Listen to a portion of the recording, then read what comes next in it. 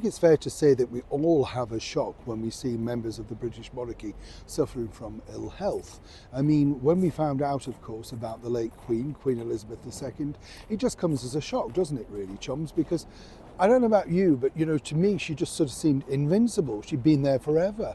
Yes, she might have been a little bit more frailer and, that sort of thing, but she was the Queen. She turned up, she looked terrific, she shook hands, she smiled, and the world seemed a better place, right? It was the same with Princess Diana. People can just have that effect on you, and that's the problem now when you think about it in this modern 21st century monarchy world. You see, before you didn't know too much about the illnesses of course, the royals. The Queen was very, very private indeed. She came from an era that basically said, plough on, it's not a problem. Other people have their problems, they don't need to know mine. That was her bigger issue. But now, of course, His Majesty the King, with a recent health scare, whatever people want to dress it up with, you don't go to hospital unless they consider this to be something worth going to hospital for. You have to remember that there are medical staff always 24/7 on guard, if you like, for want of a better word, at all the royal palaces. So this was far more dramatic, but there's a bigger picture. Let me explain. Lovely to see you. Thank you so much for your time today. Illness is never good. Sorry, we'll have a lovely wave. Sorry, illness is never good for any of us, isn't it? Nobody likes to be knocked out of kilter. It doesn't matter whether it's a cold, a bit of a flu, or something a little bit more serious. It puts you back.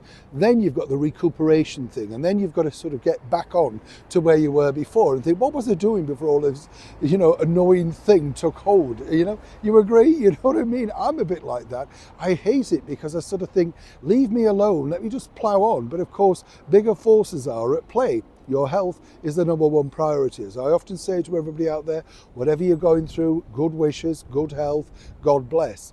Now, His Majesty the King, basically, since finding out that he had cancer, well, his only sort of, how can I put this, niceties that he's relented on is the fact that now he has a spot of lunch. Apparently, half an avocado a day. Yeah, I wish I had that restraint, don't you?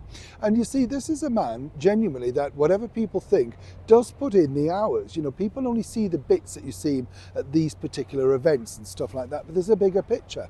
Now, behind the scenes, as you can understand, of this recent, shall we say, bump in the road, as the palace are calling it, there's always a bigger picture to these things. It's never what it seems.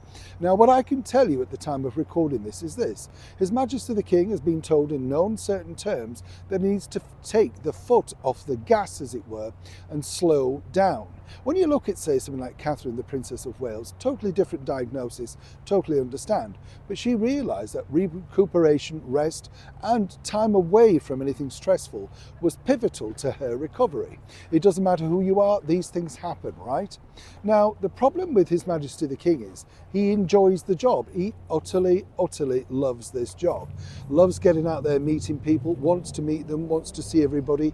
But of course, he's also taking weekly medication for his cancer. And he felt that he could just battle through. This has knocked him back, as one can imagine, alongside his wife, Queen Camilla. She, a formidable lady, Camilla, right, tried her best to put her foot down, failed.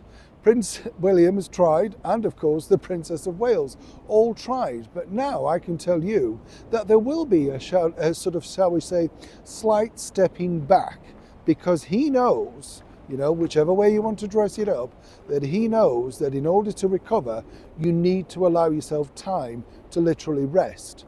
And while he may think hard work is the way forward and the way that, you just take your mind off it and keep ploughing on, well, truly, the bottom line for this has been a wake-up call also for His Majesty the King. And I often say this on the show, we truly do wish him all the very best. But there are moments when things are even beyond you, the King.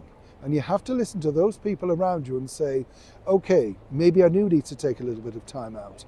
And as I said recently, the ongoing trip to Italy, yes, looks like it's still on, but it may be vastly reduced if it goes ahead at all. Everything's under strict supervision right now. Remember, you heard that here first. Neil Sean in the very heart of London.